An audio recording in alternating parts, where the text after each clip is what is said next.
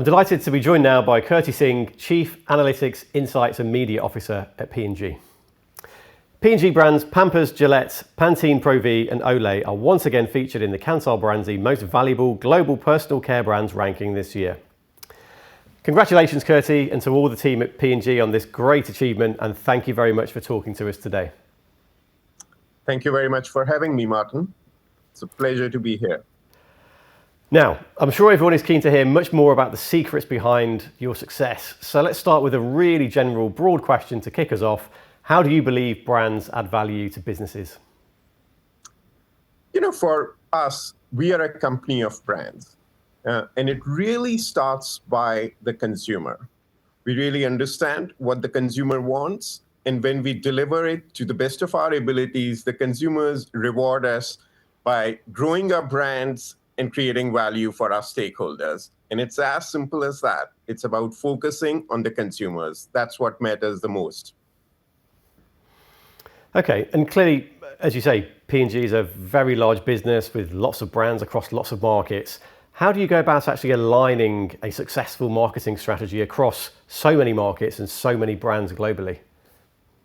Yeah, and the way we kind of look at it is that we have an overall outcome that we are wanting our brands to deliver, which we keep a very high bar, and that is called growing the market. Because when we grow the markets, we create value for the consumers, we create value for our customers, partners, our retailers, and we create value for P&G stakeholders.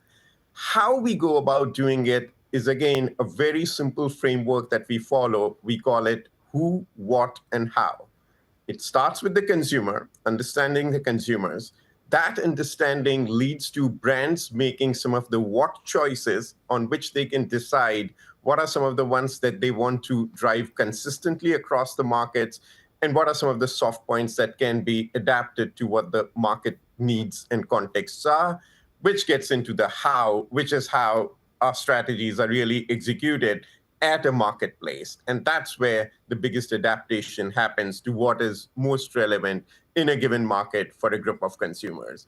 So it's really the who, what, how framework that enables us to make the right choices of what are some of the things that travel across and what are some of the things that are more specific to a given market or a given group of consumers. And that leads us into my next question, actually. So clearly, we talk to lots of clients around the world, and there's this constant challenge for bigger companies between balancing delivery of consistency globally, but also localizing by market. So perhaps you could just talk about the challenge there and how you go about that at P&G, balancing local tailoring with the need for global consistency at the same time.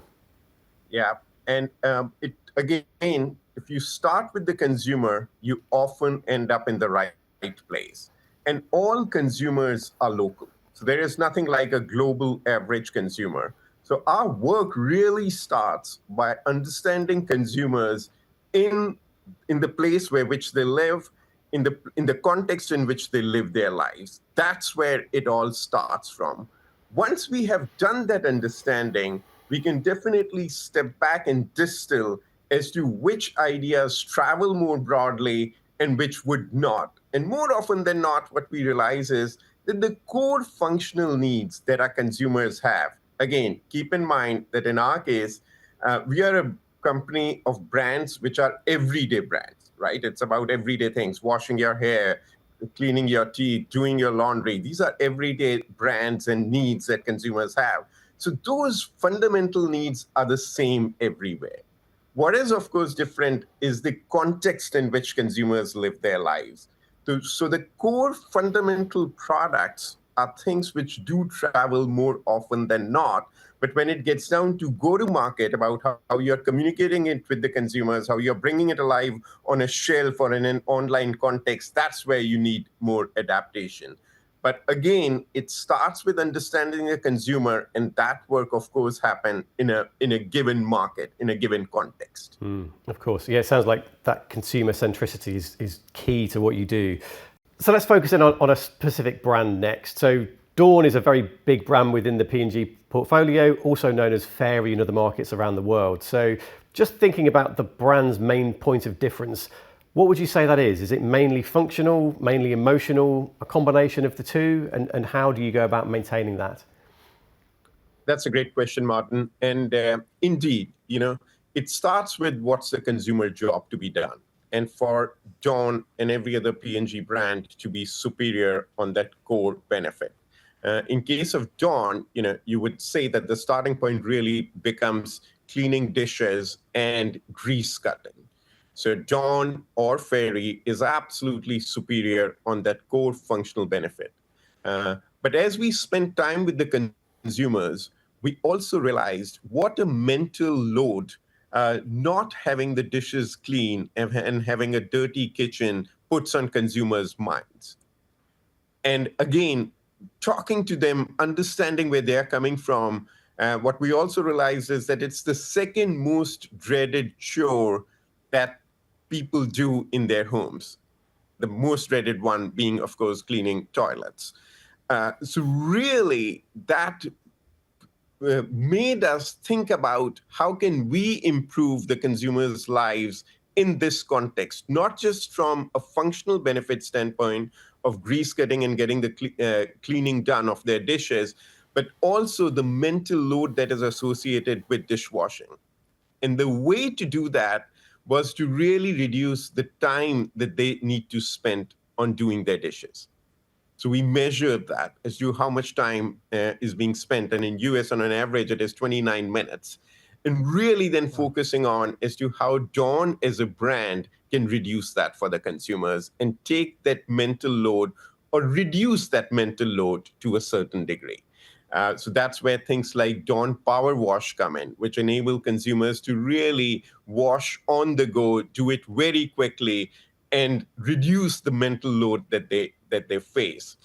So when we think about our point of differences, it definitely starts with the core prototypical category benefit that the consumers are looking for in ensuring that our brands are superior on that. But then increasingly taking another step and seeing whether there is an emotional benefit that we can provide or a social benefit for that matter that really completes the superior brand experience that we are trying to provide to our consumers. Yeah, that makes sense. We're certainly Fairy users in my household. I know that much. So just moving on. So we talked about difference. I think a piece that is often overlooked by many of our clients and brands out there is the role of brand in pricing strategy. So to what extent do you believe that brand can be used to help drive value as part of your growth strategy? And what role does brand play in pricing for P&G generally? Well, our pricing strategy is at a brand level. So brand is the heart on which we do all of our business planning, including from a pricing standpoint. And the way that we grow our brands is through either attracting new users or really discovering different additional uses for our brands, or by making our brands worth it that the consumers are willing to pay a premium on that. And that's really what leads to our pricing strategy. It depends on what proposition we are bringing to mind, what benefit we are offering the consumers, and what is the right pricing in that context that makes it worth it for the consumers. So that's really, again, where we focus on, which is a consumer-driven pricing strategy for our brands. Yeah, and brand equity is clearly very powerful stuff. It takes time to embed that with consumers. And at Kantar, we talk about brand equity as a consumer's predisposition to choose a particular brand. So I'm interested in content creation next. How do you approach creating content that can positively impact a consumer's predisposition and attitudes towards your brands? I'll give you an example in Lenore. One of the challenges that we were having on that brand was that it was growing, but not as much as we would want it to. P&Gers in UK went to the consumers' homes to really kind of figure out as to what is happening from that standpoint. And what they discovered was that the gold standard for freshness in UK is the ability to dry your clothes outdoors on a nice sunny day. And that was their gold standard. The problem with that is, as you well know, Martin, that doesn't happen very often. So that's what what they were struggling for. So it led us to really kind of going back to the drawing board, designing the chemistry, the products that work in that context, and then really bringing it alive in our communication and in all forms of our content, whether it's from a packaging standpoint, so it comes alive on packaging, whether it's, I don't know if you've seen the copy, but whether it's from a copy and advertising standpoint, which really brings alive, we call it outdoorables, but it really brings alive the ability of Lenore that even when you're not able to dry outside, that outdoor freshness to your clothes. And that's really what the entire content strategy is around. So it really, again, kind of gets back to what the brand stands for, what consumer problem we are trying to solve, and the consumer insights in some ways becomes the red thread through which we think about the product, the package, the communication, the retail execution, and finally making it worth it for our consumers. Of course. So we talked about content creation and content strategy. What role do you think media strategy has to play in unlocking synergies and ultimately helping you in your mission to predispose more people? Yeah, and media and content go hand in hand. In fact, more and more we are looking at them as in a much more integrated manner. And again, given that our brands are really brands, everyday brands for all the people, the way that we think about a media strategy is the reach that we are trying to achieve, which is typically 90% plus of the target audience that a brand is trying to reach. And then how can we do it in the most effective and efficient manner? Increasingly, that effectiveness is linked to the different formats, the different publishers, where we have the opportunity to reach our consumers and really adapting our content so that it's truly effective on that particular publisher, on that particular format, and of course, doing it in an efficient manner. So it really starts with the content, starts with the audience definitions that we have, and then reaching them in the most effective and efficient manner. And on a related note around influencing consumer choice, another very hot topic that many of our clients are talking to us about and asking us for insights on at the moment is this area of sustainability. So what role do you believe sustainability has to play in people actually choosing and continuing to choose brands? Yeah, that's a great question. And the way that what we have learned talking with our consumers is that the core job to be done, that the consumers are hiring our brands, if I was to use that term, is for the functional prototypical category benefit. So if I'm hiring a toothpaste, I'll pick Crest if I'm looking for a health benefit from that. If I'm hiring a detergent, I pick up Tide because it does the best job at cleaning. If I'm hiring Gillette, it is because that's what gives me the closest and the most comfortable shave, and so on and so forth, right? So that's the core reason why the consumers are buying our brand. So first and foremost, it is very important that we truly deliver on that. Once we have done that and really given consumers a superior experience, we can complete that experience by having it delivered in a sustainable manner. So the more that sustainability can become part of the core brand benefit, the more relevant it is for the consumers in our context. So if I give you an example from Tide, Tide, of course, cleans laundry, right, and removes stains. But if it can do it in a cold water, which, by the way, the heating of the water is almost about more than 80% of the carbon footprint in a laundry cycle. So if Tide can do that as good a job in cold water, then it's not only delivering on the core cleaning and stain removal benefit for the consumers, but doing it in a sustainable manner. So we are building sustainability into our core superiority that we are providing to the consumers that goes across product, package, communication, retail, and consumer value. Yeah, that Tide example is a really fascinating one, actually. I'd not thought of that before in terms of water temperature. So if we could move on slightly now, it's hard to talk about the world of CPG without talking about distribution at some point. So, clearly brands can only be chosen if they're actually present and available. So what role do you feel that brand can play in helping you maximize distribution?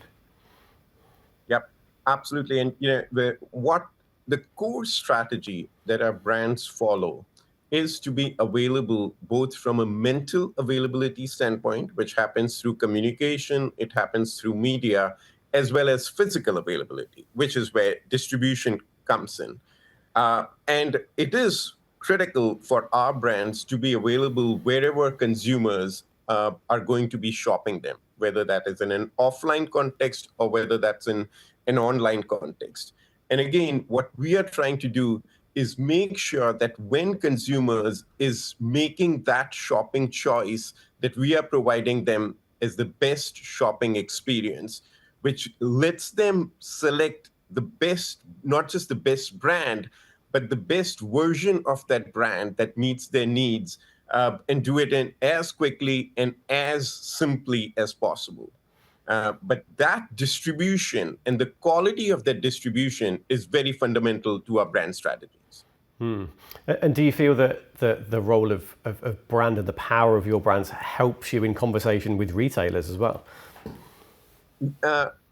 It does, in the context of what our goals are for our brands. And as I mentioned earlier, that what we really strive for with our retail partners is to grow the market. Mm-hmm.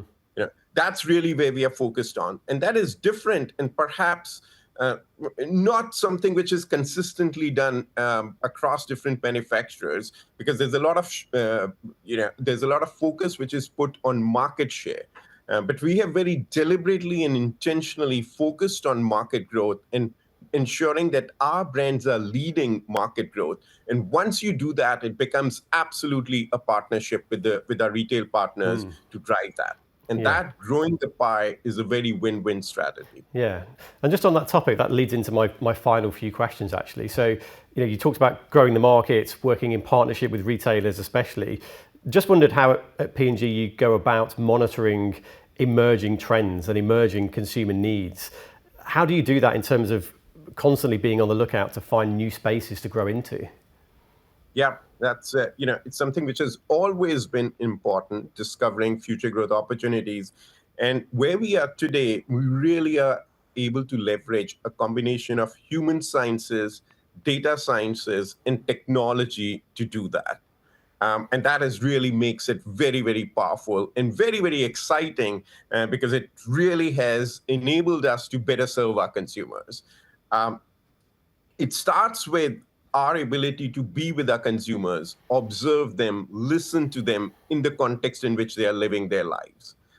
So it is things like being with the consumers in their homes, in shops, or watching them do online purchases or online browsing to really understand what are some of the problems that they are trying to solve for, what is the role that our brands can play in their lives and help them achieve the jobs that they are trying to do. We, of course, can leverage a lot of the data which is coming in through many different sources at this point in time. And frankly, there are many different now ways of really distilling and crystallizing, including leveraging things like AI to help you do that, to really distill and kind of come up with the insight that the data is throwing at you. And the last thing which is there is really the role of technology. So many times we have struggled with the gap of what consumers say versus what consumers do. But now with technology, with things like sensors, it really enables us to understand consumer behaviors in a very privacy-centric manner. But that gives us the real tension points, the real pressure points that the consumers are facing, so that then we can look at that as some of the things which we can do better in the future. But it's this combination of human sciences, data sciences, and technology that is enabling us to understand both the business opportunities for today and some of the future trends that are coming up. No, it's so interesting to hear you talk about the combination of all of those things. And my final question just goes back to something that you mentioned, and this is, I think, the hottest topic at the moment is around AI. So I just wondered if you could give us a very brief overview of how P&G are approaching the world of AI, which by definition is a very broad church. What are you doing with AI in mind to help you move forward as a business? Yeah. And the way that we look at all of these new technologies which are coming in is that not to start with the technology. So we are very focused on what is it that we are trying to do. So we are very clear about the what. These are hows, and we are constantly looking at as to what's the best way of getting something done. And in some cases, these things work very well, in which case we apply them. And if they don't, we move on. But really, our focus is much more on what we are trying to solve for, and we are very open to what the different hows look like.